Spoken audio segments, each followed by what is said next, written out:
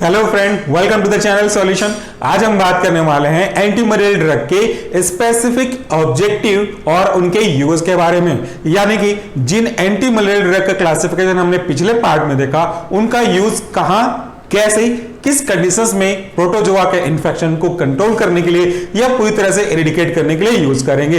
इस टॉपिक में कुछ पॉइंट्स ऐसे हैं जो मलेरिया के होने के बाद के हैं, जिसको हमने यहाँ पे के.डी. त्रिपाठी की बुक के रेफरेंस से लिया हुआ है। कुछ हिस्सा ऐसा है जो कहीं बुक में है नहीं और इसको आपको एग्जाम के पॉइंट ऑफ व्यू से जानना भी नहीं है, लेकिन बेसिक पॉइंट में मलेरिया के आगे बढ़ने को रोकने के लिए जिस तरीके के बारे में बात करने वाला हूं, ये आपकी जनरल नॉलेज के पॉइंट्स हैं। तो थोड़ी देर के लिए अगर चाहें तो इसे सुन सकते हैं, या अगर आप चाहें तो इसको स्किप कर सकते हैं। जब हम बात करते हैं मलेरिया की रोकने की क्रियाविधि के लिए, यानी कि सिंपल भाषा में बोलूं तो इनको फैलने से रोकने के लिए तो प्रिवेंशन सबसे पहले आता है। एज यू नो कि prevention is better than cure, so why not we are going to prevent this malaria infection.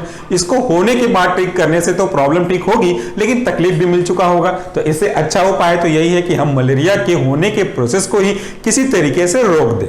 तरीकों के अंदर कई चीजें आएंगी कि आप मलेरिया के लिए रिस्पॉन्सिबल फीमेल मॉस्किटोज को ग्रो होने से ही रोक दें। अब वो ग्रो कैसे होगा? आपके आसपास की गंदी जगह में, नालियों के रुके हुए पानी में, तो उनको आपको खत्म कर देना है, पानी को रोकने ही नहीं देना है। मिट्टी, तेल, केरोसिन डाल के उनके लार्वा को खत्म कर देना है, या तो फिर आपको प्रोटेक्टिव करने के लिए जो मॉस्किटो रिपेलेंट आते हैं उनको यूज करना है।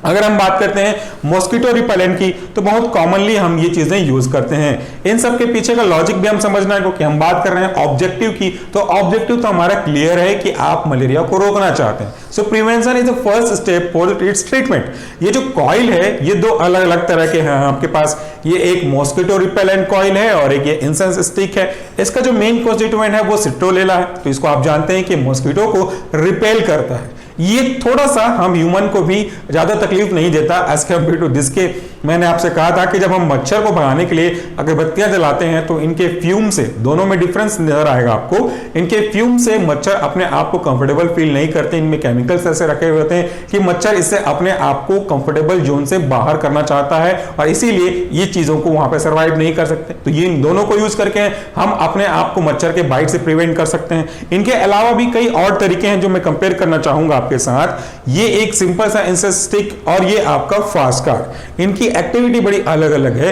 ये कांस्टेंट मैनर में निकलेगी और ये एक बार में जल करके जो फ्यूम निकलेगा उससे काफी अच्छा रिलीफ मिलेगा। अगर हम इसके बारे में बात करते हैं तो और भी कई तरह के तरीके हैं। जैसे सबसे इफेक्टिव, जिसमें अगर आप फ्यूम को अवॉइड करना चाहते हैं तो इस तरह के रिपेलेंट क्रीम आते हैं, जिनके अंदर का कॉन्स्टिट्यूएंट देखेंगे तो आप पाएंगे N diethyl benzamide cream है। ये मॉस्किटोज को रिपेल करेंगे। इसमें सिट्रोलेला भी हो सकता है, इसमें आपके एलोवेरा और बाकी जो कॉस्मेटिक्स में यूज करते हैं स्किन को सॉफ्ट करने के लिए वो भी है। जब हम इस क्रीम को आपके बॉडी के सरफेस पे अप्लाई करते हैं तो यहां से एक फ्रेग्रेंस निकलते हैं जो मॉस्किटोज को रिपेल करने का काम करते हैं। तो इसका लॉजिक क्या होगा? आप ये लॉजिक समझ सकते हैं कि मॉस्किटोज यहां पे आएगा तो इससे निकलने वाले जो स्मेल्स होंगी वो उससे अपने आप को बचाने के लिए, क्योंकि वो उनको कंफर्ट जोन से बाहर निकालने का काम करता है, इससे अवॉइड करने की कोशिश करेंगे। तो ये आपने आपके स्किन पे, बॉडी के पार्ट्स पे लगाया हुआ है, तो आप जहां जहां भी मूव करेंगे ये आपका प्रोटेक्टिव आपके साथ साथ मूव करेगा। जबकि एक कॉइल की अगर हम बात करते हैं तो लिमिटेड एरिया में काम करेंगे। इन सब चीजों के अलावा भी कई सारे और तरीके हैं जिससे हम मॉस्किटोज को रिपेल कर सकते हैं। उनमें से ये आपके लिक्विड आते हैं। इनमें फ्यूम्स निकलेंगे, बट ये फ्यूम्स आपको विजिबल नहीं होंगे, स्मोकी नहीं होगा, जैसे आप यहां पे भी अभी देख सकते होंगे स्क्रीन पे कैमरे के थ्रू ये जो कॉइल हमने यूज किया, तो उन सब से अलग है। ये कई सारे मेथड है, इन सब का ऑब्जेक्टिव बड़ा क्लियर है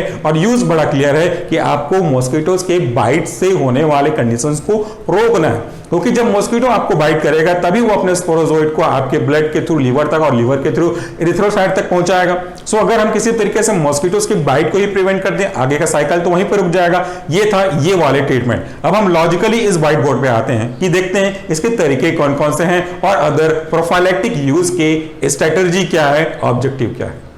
जो एंटी मलेरियल ड्रग हैं उनके ऑब्जेक्टिव और यूज को हमने अलग अलग पॉइंट में कन्वर्ट किया है। जो सबसे पहला हमारा एम है इस तरीके के एंटी मलेरियल ड्रग को यूज करने का, वो कहता है to prevent clinical attack of malaria, और इसको हम प्रोफाइलैटिक के रूप में देखते हैं। ये जो प्रोफाइलैटिक ट्रीटमेंट है, मतलब होता है कि उसको दूर करने के कौन कौन से सिंपल तरीके को हम यूज कर सकते हैं। ये वाला जो प्रोफाइलैटिक तरीका है उसको आगे जाकर के और अलग तरीके से हम क्लासिफाई करना चाहेंगे। ये जो पार्ट है वो थोड़ा लंबा बनेगा, क्योंकि इसमें हम बेसिक्स को पहले क्लियर करना चाहेंगे। दूसरा, to treat the clinical attack of malaria. अब पहला था टू प्रिवेंट, यहां पे देखिए टू प्रिवेंट, और दूसरा है टू ट्रीट। इन दोनों में मेजर अंतर क्या है जो मैंने आपको एग्जांपल दिया, वो बेसिकली प्रिवेंशन के अंदर आएंगे, होने से पहले ही उसको रोकने की कोशिश की जाएगी, और अगर ये हो जाता है तो उसको हम ट्रीट कैसे करेंगे। So this one is to treat the clinical attack of malaria, और इसी को हम कहते हैं क्लिनिकल क्यूरेटिव, यानी कि एक ड्रग को यूज करते हुए, मेडिसिन को यूज करते हुए, क्लिनिकल फार्माकोलॉजी को यहां पे यूज करते हुए उसकी बॉडी में उसके लाइफ साइकिल को इंटरप्ट करेंगे ताकि वो आगे जाकर के आपको प्रॉब्लम ना करे, इनके रिलैप को रोका जा सके, और फिर ह्यूमन वॉलंटियर से किसी और दूसरे में via the female Anopheles mosquitoes ना मूव कर सके। अगला जो एम है, to completely eradicate the parasite from the host. क्यों, ये क्या है, देखिए इसको हम बोलते हैं रेडिकल क्योर या रेडिकल क्यूरेटिव मलेरिया का ट्रीटमेंट। ये क्या है, आपने पिछले वाले सेक्शन में देखा कि जब कभी भी कोई फीमेल एनोफिलीज मॉस्किटोज आपको बाइट करती है तो वो अपने लार्वा से स्पोरोजोइड को आपके में ट्रांसफर करेगी, आपके लिवर में ये ग्रोथ होंगे, और इसके ग्रोथ करने के कारण से फिर धीरे धीरे आगे जाकर जब ये रप्चर होगा तो एक हिस्सा इसके इरिथ्रोसाइटिक सेल पे जाएगा, आपके इरिथ्रोसाइटिक फेज के रूप में काम करेगा, दूसरा हिप्नोडोटिक के रूप में काम करेगा, यानी कि लीवर सेल में अभी डोरमेंसी के केस में होगा, जो आगे जाने वाले समय में वाइवेक्स के केस में कुछ दिनों बाद वो रिलैप कर देगा। तो ये रिलैप करेगा तो वापस से आपको मलेरिया की प्रॉब्लम फेस करनी पड़ेगी। तो यहां पे ये जो ट्रीटमेंट का एम तीसरा वाला है, ये कह रहा है आपको कि to completely eradicate the parasite from your the host body, पूरी तरह से पैरासाइट को बॉडी से निकालना। और ये बहुत ही इंपॉर्टेंट है, इसके क्वेश्चंस कई बार आपके एमसीक्यूज में फार्मासिस्ट के में पूछे जा चुके हैं। उसके बाद to cut down the human to mosquito transmission and that is simply considered under the name of gametocidal. और ये जो आप ड्रग के ट्रीटमेंट के स्ट्रेटजीज देख रहे हैं, इसे इनको इनके लाइफ साइकिल पे स्टेज के अकॉर्डिंगली क्लासिफाई किया गया है, जो हमने पिछले वीडियो अपलोड किए हैं। इस चौथे पॉइंट का मतलब भी समझ लेते हैं, ये जो ह्यूमन के अंदर होस्ट सेल के अंदर डेवलपमेंट हो रहा है, ये बात भी आप जानते हैं कि जो मॉस्किटो के पैरासाइट का ग्रोथ फेज है वो दो होस्ट पे होता है, एक खुद मॉस्किटोस पे और दूसरा ह्यूमन वॉलंटियर्स पे, जिसके से भी एक काम कर रहा होगा। तो अगर किसी ह्यूमन के अंदर ये जो स्पोरोजोइट है वो आगे जाके मेरोजोइट बने होंगे, आपके जाइगोट्स बने होंगे, तो फिर ये आगे जाकर के सेक्सुअल मेथड से मल्टीप्लाई करने के लिए किसी किसी मॉस्किटोस की होस्ट की आवश्यकता होगी। तो एक ह्यूमन से ट्रांसफर होगा आपके सकिंग करने के प्रोसेस के थ्रू मलेरिया के मच्छर के कारण से, फीमेल एनोफिलीज मॉस्किटोस के कारण से। तो इसको अगर हम रोक दें, ह्यूमन टू मॉस्किटो में ट्रांसमिशन को रोक दें, तो उसके लाइफ साइकिल को हम कम कर सकते हैं, उसके जो आपने देखो गैमेटोसाइट को हम इनहिबिट कर सकते हैं। So any agent which is killing the gametocyte simply consider as a gametocidal. ये तो आपने कई बार एंटीमाइक्रोबियल ड्रग के ट्रीटमेंट में ये वर्ड सिडल देखा हुआ है, समझा हुआ है। तो ये एक बेसिक हमारा एम होगा, ये हमारी कोशिश होती है। इस कोशिश को अलग अलग तरीके से पूरा कर सकते हैं, और अगर हम बात करेंगे इस कोशिश को पूरा करने के लिए डिफरेंट स्टेप्स को, तो उसके स्टेप्स को हम उनके टर्मिनोलॉजी के अकॉर्डिंगली देखेंगे तो ज्यादा अच्छे से याद होगा और अच्छे से काम आएगा। ये जो टर्मिनोलॉजी है वो आपके मेन एग्जाम से ज्यादा आपके कॉम्पिटिशन एग्जाम के लिए काफी इंपॉर्टेंट है। तो सबसे पहले टर्मिनोलॉजी में हम बात करते हैं, पहला है इरिथ्रोसाइटिक सिजोंटोसिडल। ये सिजोंटोसाइट्स ये क्या है, पहला वर्ड है इरिथ्रोसाइटिक, यानी कि एक ऐसा life cycle of parasite of malaria जो कि इरिथ्रोसाइट में हो रहे होंगे। 3 साइकिल होते हैं, आपने देखा, आपका प्री इरिथ्रोसाइटिक जो कि आपके लीवर में होगा, आपका इरिथ्रोसाइटिक डेफिनेटली आपके इरिथ्रोसाइट में होगा, और एक एक्सो इरिथ्रोसाइटिक जो वो भी वापस से आपके लीवर सेल में ही होगा। तो यहाँ पे इरिथ्रोसाइटिक सिजोंटोसाइट्स का मतलब होता है कि इस तरह के जो आपके प्रोटोजोआ के लिए रिस्पॉन्सिबल पैरासाइट वगैरह होंगे, इनके फर्दर ग्रोथ को कंट्रोल करना, इसमें आगे बढ़ने ना देना, ये इनके काम होता है। और आप देख सकते हैं इसको मतलब क्या है, दे एक्ट ऑन इरिथ्रोसाइटिक सिजोजोनिंग, यानी कि जो इरिथ्रोसाइट पे ग्रो हो रहे होंगे पैरासाइट, इनके मल्टीप्लिकेशन को, एसेक्सुअल मल्टीप्लिकेशन को हमको बंद करना है, रोकना है। और ये जो फेज है पूरा ग्रोथ का, ये यही कराता है इरिथ्रोसाइटिक सिजोंटोसाइट्स, जो इसको किल करेंगे। दूसरा है टिश्यू सिजोंटोसाइट्स, यानी कि जो टिश्यूज पे ग्रो हो रहे होंगे, सिजोंटोजोडी ग्रो हो रहे होंगे, इनको कम करना होगा हमको। तो इस तरह के टर्मिनोलॉजी, इस तरह के ड्रग को हम यूज करेंगे। ये ग्रो हो रहे होंगे या एक्ट कर रहे होंगे आपके प्री इरिथ्रोसाइटिक स्टेज पे, और ये प्री इरिथ्रोसाइटिक कहां पे हो सकता है, ये आपके लीवर में होगा। एक्सो इरिथ्रोसाइटिक फेज, ये भी आपके लीवर में होगा, जिसको हम लोग प्लाज्मोडियम वाइरस के केस में देखते हैं, क्योंकि वो आगे जाकर के रिलैप कॉज कर सकता है। तो इरिथ्रोसाइटिक स्टेज के अलावा प्री और आपका एक्सो दोनों पे काम करेगा, वो टिश्यू आपका कहलाएगा, और ये होता है आपके लीवर में। इसके बाद देखिए गैमेटोसाइट्स, ये जो गैमेटोसाइट्स हैं वो क्या है, वो आपके मेल फीमेल हैं, एक हैप्लॉइड कैटेगरी के हैं जो आगे जाकर के फ्यूज होंगे तब एक कंप्लीट एक स्पोरोजोइड के रूप में बन पाएंगे। ये प्रोसेस होगा आपके मॉस्किटोज में, तो इनको रोकने के लिए हम यूज करते हैं और इनको हम बोलते हैं किल गैमेटोसाइड इन ब्लड। ये इस तरह के ड्रग के कंडीशंस हैं, इन ड्रग के काम है। तो ये हो गया कुछ बेसिक टर्मिनोलॉजी। अब एक और इंपॉर्टेंट बात जिसके बारे में हम एक एक करके सबको देखेंगे अलग अलग पार्ट वाले वीडियो में। पहले पार्ट में पहले दो कुछ उसको डिस्कस करने की कोशिश करेंगे। तो ये है anti malaria therapy is given in following form. अब यहां पे मेन पार्ट आपका एक pharmacology of different anti malaria drugs शुरू होने वाला है। अब किसी व्यक्ति को जब मलेरिया हो गया है तो उसके अंदर के प्रेजेंट पैरासाइट को रिमूव करने के लिए हम किस किस स्ट्रेटेजी को फॉलो करेंगे, किस किस क्योर करने के मेथड को अडॉप्ट करेंगे, उसके ऊपर ये जो क्लासिफिकेशन ये फॉर्म्स है वो बेस्ड हैं। पहला होता है कैजुअल प्रोफाइलैक्सिस, यानी कि अगर कोई जो स्पोरोजोइट है आपके लीवर में प्रेजेंट है तो लीवर में उसके मल्टीप्लिकेशन और डेवलपमेंट के फेज को खत्म करना बहुत इंपॉर्टेंट है इनिशियल लेवल पे, यही कहलाता है कैजुअल प्रोफाइलैक्सिस। दूसरा है आपका सप्रेसिव प्रोफाइलैक्सिस। इसका मतलब यह है कि जब ये आपके स्पोरोजोइट मेरोजोइट के फॉर्म में आपके आरबीसी में पहुंचते हैं तो इनके ग्रोथ और डेवलपमेंट के फेज को रोकना, यह हमारा सप्रेसिव प्रोफाइलैक्सिस के अंदर इंक्लूड किया जाएगा। तीसरा बहुत इंपॉर्टेंट है क्योंकि इसके कई सारे आपको स्टेप पढ़ने होंगे, एक इंपॉर्टेंट हिस्सा इसी का है, और ये तीसरा है क्लिनिकल केयर, यानी कि अगर किसी को हो गया अब तो उसको स्ट्रैटेजिकली कैसे इनिबिट करेंगे। इसके अंदर काफी सारे पॉइंट्स हैं। पहला इसके अंदर हम यूज करेंगे हाई एफिकेसी वाले ड्रग, अगर सीरियस कंडीशन में है तो, या तो लो एफिकेसी वाले ड्रग को depending upon the severity of malaria in person to person. इसके साथ साथ हम बात करेंगे अलग अलग कंडीशंस की, यानी कि अगर किसी पर्टिकुलर पर्सन को मिक्स तरह के इंफेक्शन हुए हैं प्लाज्मोडियम के, इसमें आपका प्लाज्मोडियम फैल्सिफेरम भी होगा और साथ साथ प्लाज्मोडियम वाइवेक्स भी होगा, तो इस तरह के इंफेक्शन को कैसे ठीक करेंगे। क्योंकि आप जानते हैं Plasmodium falciparum is a more severe form of malaria जो 90% पीपल को अफेक्ट करता है, डेंजरस है, जबकि आपका जो वाइवेक्स है वो रीलैप करने की एबिलिटी रखता है। तो दोनों को केस में अगर किसी को प्रॉब्लम है तो इसको कैसे ठीक करेंगे।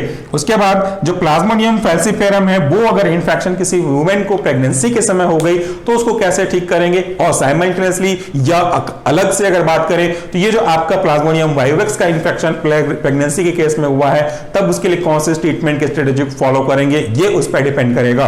और साथ साथ हम बात करेंगे इसके रेडिकल क्योर के बारे में कि कैसे उसकी बॉडी से पूरी तरह से इंफेक्शन को, प्रोटोजोआ को बाहर निकाला जाए। और लास्ट में हम बात करेंगे इसी गैमेटोसाइट की जो एसेक्सुअल मेथड का लास्ट स्टेप है जो कि मॉस्किटो में ट्रांसफर होगा, और सेक्सुअल मेथड से स्पोरोजोइट को बनाएंगे और वो लार्वा के थ्रू ह्यूमन पे ट्रांसफर करेंगे। इसको कैसे खत्म करें, किल करें, उसके बारे में देखेंगे। तो अब हम शुरू करने वाले हैं ये पहला आपका फॉर्म कैजुअल प्रोफाइलैक्सिस का, साथ ही साथ देखने की कोशिश करेंगे आपके सप्रेसिव प्रोफाइलैक्सिस को इसी वीडियो के बस थोड़ी ही देर में अगले व्हाइट बोर्ड सेक्शन में। तो देखते रहिए इसका अगला पार्ट। जब ये वीडियो कंप्लीट होगा तब आप डिस्क्रिप्शन बॉक्स में जाकर के इस टॉपिक के आज के व्हाइट बोर्ड सेक्शन के ऊपर एमसीक्यूज को ऑनलाइन टेस्ट के रूप में अटेंड करके अपना स्कोर कार्ड देख सकते हैं। तो चलिए शुरू करते हैं सेकंड पार्ट।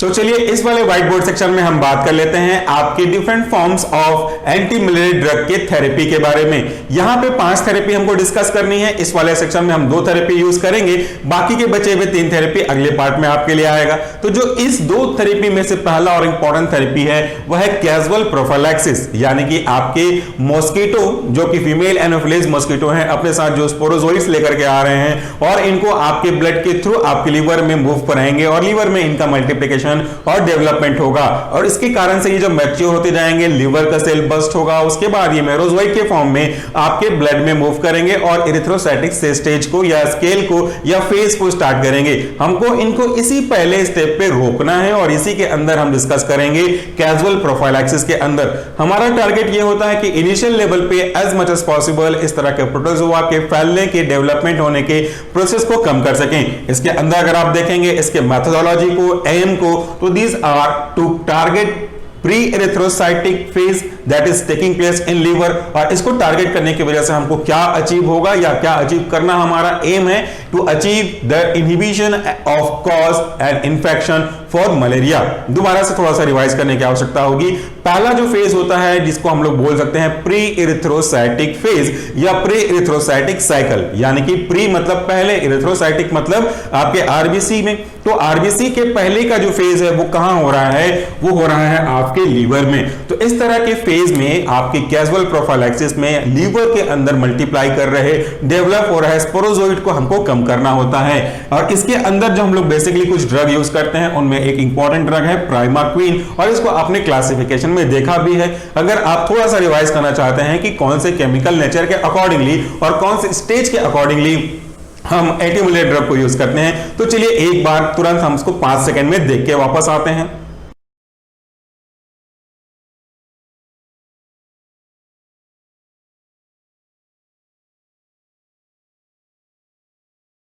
तो आपने देखा कैसे हम बात करते हैं प्राइमाक्विन को, तो कौन सी कैटेगरी के ड्रग में है। ये जो प्राइमाक्विन है it is casual prophylactic for all species of malaria. Basically ये जो आपका प्राइमाक्विन है वो कैजुअल प्रोफाइलैक्सिस के ट्रीटमेंट के लिए यूज होता है डिफरेंट फॉर्म्स ऑफ मलेरिया के लिए, including Plasmodium falciparum, ओवाले, vivax, malaria, इन चीजों के लिए यूज होता है। लेकिन it is not use in most of the mass population. अब इनकी यूज उतना नहीं हो रहा क्योंकि इनके पीछे कारण यह है कि ज्यादा मात्रा में ये टॉक्सिसिटी को डेवलप करते हैं, that is why they are not in use now in mass population. उसके बाद जो एक और ड्रग है proguanil, it is a casual prophylactic which is primarily used for plasmodium falciparum. ये जो ड्रग है वो प्लाज्मोडियम फैल्सिफेरम के केस में यूज होता है। इसके साथ भी एक कंडीशन है क्योंकि कुछ चीजें तो हमेशा अटैच होती हैं, तो इस कंडीशन को हमने एक नोट के फॉर्म में आपके लिए रखा हुआ है। In India it is not use due to weak activity against liver stage of Plasmodium vivax and rapid resistance develop. ये एक इंपॉर्टेंट बात है जो कि इसके लिमिटेशन की ओर इंडिकेट कर रहा है। इंडिया में इनको अब ज्यादातर यूज नहीं करते क्योंकि ये इनएक्टिव पाया गया है लीवर के केस के स्पोरोजोइड को खत्म करने के लिए। साथ ही साथ देखेंगे कि ये जो प्लाज्मोडियम वाइवेक्स है उसके लिए उतना इफेक्टिव नहीं हो सकता क्योंकि ये आगे जाकर के रीलैप कॉज कर सकते हैं। साथ ही साथ ये रैपिड रेजिस्टेंस को डेवलप करना स्टार्ट करते हैं। बड़ी जल्दी इनके अगेंस्ट में हमारी बॉडी रेजिस्टेंस डेवलप करने लगती है। लेकिन रेजिस्टेंस डेवलप करने के पीछे का जो बेसिक कारण है वो है कि अगर हम इस ड्रग को सिंगल यानी कि आपके प्रोगुआनिल को सिंगल ड्रग के रूप में देंगे तो वो बहुत जल्दी रेजिस्टेंस डेवलप करना स्टार्ट कर देगा। आगे हम बात करते हैं दूसरे आपके ट्रीटमेंट के फॉर्म के, तो ये है सप्रेसिव प्रोफाइलैक्सिस। पहला था आपका casual prophylaxis, now second one is this. इसका मतलब ये होता है कि जब ये आपका प्री इरिथ्रोसाइटिक स्टेज कंप्लीट होकर के वो आगे बढ़ता है इरिथ्रोसाइटिक स्टेज में, तो इसी इरिथ्रोसाइटिक स्टेज में जो कि आपके डिफरेंट टाइप के प्रोटोजोआ हैं जो कि मलेरिया के रिस्पॉन्सिबल है, इनको खत्म करना इसका टारगेट होता है। इसमें देखिए schizontocides which suppress erythrocytic phase and thus attack of malarial fever is reduce. इस फेज में ऐसे जो सिडेंटोसाइड के रूप में काम करते हैं जो कि आपके बॉडी में खास करके इरिथ्रोसाइट में अटैक कर रहे होते हैं, वहां पे मल्टीप्लिकेशन मैच्योरेशन होना शुरू होता है, मेरोजोइड के फॉर्म में डेवलप हो रहे होते हैं, फिर वो जब बस्ट होते हैं तो दोबारा से एक फ्रेश आरबीसी को अफेक्ट करते हैं। इनके इसी प्रोसेस को खत्म करना इस फेज का, इस आपके सप्रेसिव प्रोफाइलैक्सिस का टारगेट या एम होता है, और इसकी वजह से हम मलेरिया के द्वारा कॉज होने वाले फीवर को कंट्रोल कर सकते हैं, कम कर सकते हैं। इसी के अंदर एक और जो इंपॉर्टेंट फेज है वो भी जान लें, एक्सो इरिथ्रोसाइटिक फेज, जिसको हम लोग समझते हैं लीवर का फेज। इसको और भी तरीके से अगर बोला जाए तो Plasmodium vivax and other type of जो मलेरिया के रिस्पॉन्सिबल प्रोटोजोआ हैं वो इसी लीवर पे डोरमेंसी के रूप में परसिस्ट होते हैं लंबे समय तक, और कुछ दिनों बाद जब इनको सुटेबल एटमॉस्फेयर मिलता है तो ये रीलैप वापस से प्रोसेस को स्टार्ट करना शुरू करते हैं, और इसी के प्रोसेस को हम बोल सकते हैं एक्सो इरिथ्रोसाइटिक फेज। एक्सो इरिथ्रोसाइटिक फेज, इरिथ्रोसाइटिक फेज और प्री इरिथ्रोसाइटिक फेज बहुत इंपॉर्टेंट है जिसको आपने समझा भी है। तो देखिए ये जो फेज है कंटिन्यूस, आपका डिजीज डज नॉट अपीयर, इनको जब हम कंटिन्यू करते हैं तो वो डिजीज के सिम्टम हमको अपीयर नहीं होते हैं, उतने अच्छे से हमको दिखने स्टार्ट नहीं होते हैं। इसके अंदर कुछ ड्रग का एक रेजिमेन भी है। देखिए क्लोरोक्वीन को जब हम यूज करेंगे आपके इसी सप्रेसिव प्रोफाइलैक्सिस के केस में, तो क्लोरोक्वीन का 300 mg या तो 5 mg पर केजी के हिसाब से वीकली के अकॉर्डिंगली हम इसको देते हैं। और अगर हम बात करते हैं इन ट्रैवलर्स के केस में, अगर कोई ऐसा पर्टिकुलर पर्सन जो कि ऐसे एंडेमिक मूवमेंट करता है, ऐसे मूवमेंट की ओर मूव करता है, जगह की ओर जाता है जहां पे इस तरह के मलेरिया काफी इजी मात्रा में फैले हुए हैं, एक बड़ी बीमारी का रूप लेकर रखे हैं, तो ऐसे ही अगर कंडीशंस की ओर वो बाहर जा रहा है तो जाने के कितने दिन पहले उसको इस तरह के एंटी मलेरिया ड्रग को लेना है और कब तक लेते रहना है उसके वापस आने तक, इसके बारे में हम यहां पे बात करना शुरू करते हैं। So in traveller they should start 1 week before with loading dose of 10 mg per KG.